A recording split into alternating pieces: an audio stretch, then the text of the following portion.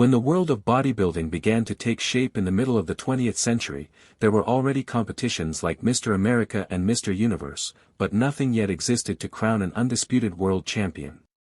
In those days, most bodybuilders earned little money and had limited recognition outside the small circle of gym enthusiasts.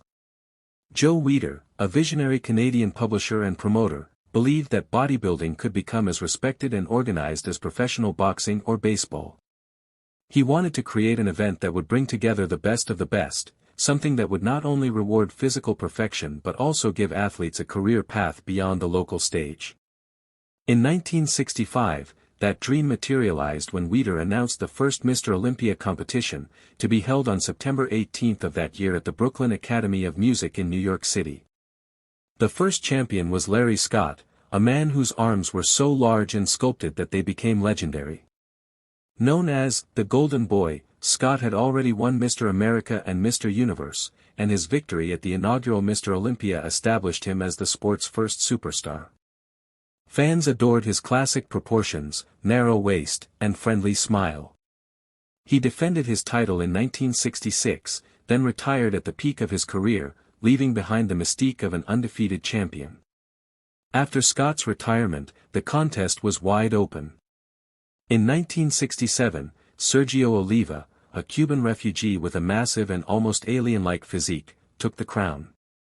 Oliva's muscles seemed impossibly full, and his tiny waist created an illusion that stunned audiences.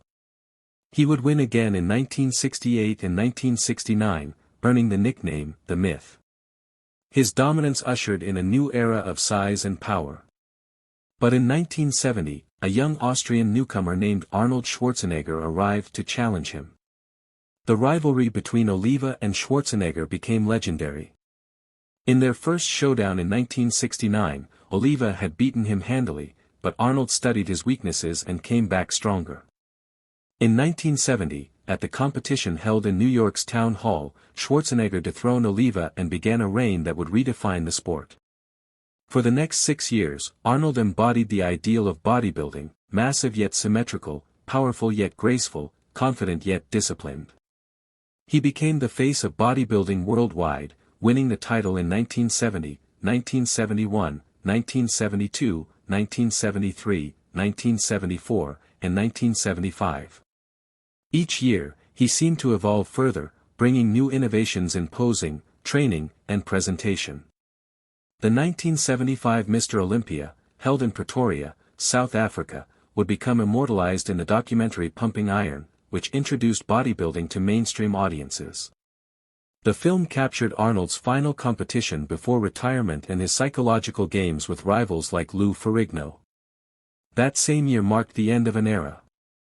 When Arnold retired, bodybuilding suddenly lacked its central figure. Yet his departure opened the door for others to rise. In 1976, Franco Columbu, Arnold. When Dorian Yates stepped away from the stage after 1997, many wondered who could possibly replace the man who had set a new standard for sheer size and hardness. The answer arrived in the form of an unassuming Texas police officer named Ronnie Coleman. For years he had competed quietly, finishing outside the top rankings, but he never stopped training. His humble attitude and relentless work ethic were legendary at Metroflex Gym in Arlington, where he trained under the guidance of Brian Dobson. Coleman was famous for his unbelievable strength. He routinely squatted and deadlifted weights that few professional bodybuilders dared to touch. In 1998, when the Mr. Olympia contest returned to New York, no one expected him to win.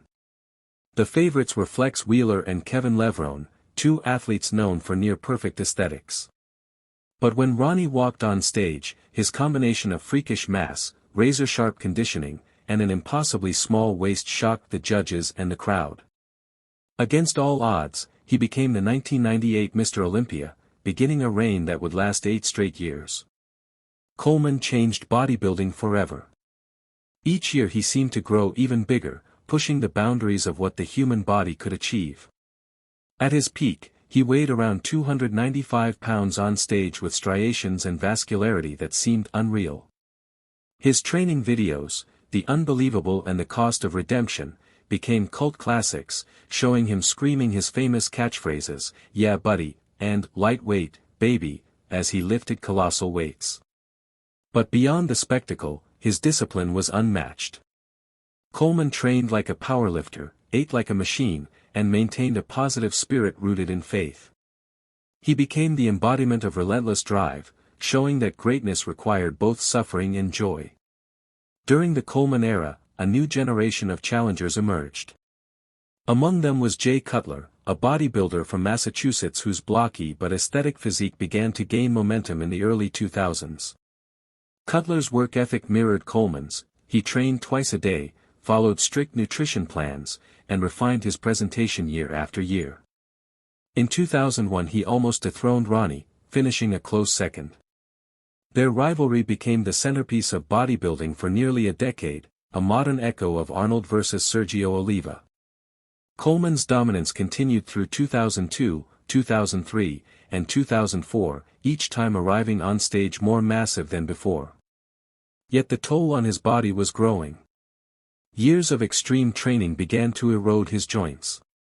By 2005, Jay Cutler was closing in.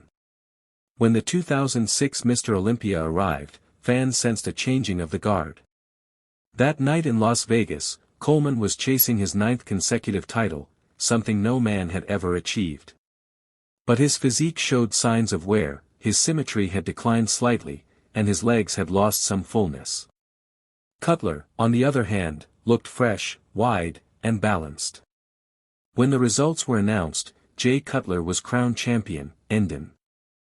As the Mr. Olympia contest entered the mid-2020s, it was no longer just a bodybuilding show, it was a global celebration of fitness, discipline, and human willpower. The legacy of past champions like Arnold Schwarzenegger, Lee Haney, Dorian Yates, Ronnie Coleman, and Jay Cutler continue to echo through every rep and every pose of the new generation. The stage that once held a few dozen fans now drew millions of viewers online from every corner of the world, streaming, sharing, and cheering as athletes competed not just for a title, but for a place in history. In 2023, the bodybuilding community was buzzing with excitement and uncertainty. The previous year had crowned Hadi Choopan as the first Iranian Mr. Olympia, a victory that symbolized global unity through sport. Fans wondered if he could defend his crown against a rising tide of competitors. The 2023 contest became one of the most anticipated in years, with challengers like Derek Lunsford, Samson Dauda, Nick Walker, and Andrew Jacked bringing fresh energy and elite physiques to the stage. Lunsford, the 2021 212 Olympia champion, had moved up to the open division and stunned fans with his combination of symmetry, proportion, and fullness. When the lights hit the stage in Orlando that year, the crowd felt history in the making. The battle was intense. Hadi Choopan appeared sharper than ever, but Lunsford's aesthetic lines and flawless balance caught the judges' eyes. When the final announcement came, Derek Lunsford became the 2023 Mr. Olympia, making history as the first athlete to win both the 212 and open divisions. The moment symbolized evolution, proof that the future of bodybuilding wasn't just about being the biggest man on stage, but the most complete. His win also reflected a shift toward a more classic, balanced look that echoed the golden era of the 1970s and 1980s, when artistry and proportion mattered as much as muscle. Meanwhile, another division was quietly capturing the hearts of fans, classic physique. Introduced in 2016, this category was designed to honor the aesthetics of legends like Frank Zane, Arnold Schwarzenegger, and Serge Nubret, physiques built on proportion, symmetry, and posing elegance rather than sheer mass. The undisputed king of this division was Chris Bumstead, a Canadian athlete whose charisma, humility, and sculpted physique made him one of the most beloved figures in modern bodybuilding. Bumstead, affectionately known as Bum by millions of fans, had won the Classic Physique Olympia 4 consecutive times by 2022, combining old-school aesthetics with modern discipline. When he stepped on stage each year, it wasn't just about muscle, it was about presence, confidence, and art. His trademark vacuum pose, narrow waist, and flowing lines evoked the nostalgia of the 1970s while connecting with a new generation through social media. By 2023, Chris Bumstead had become arguably the most famous bodybuilder in the world, not only because of his victories.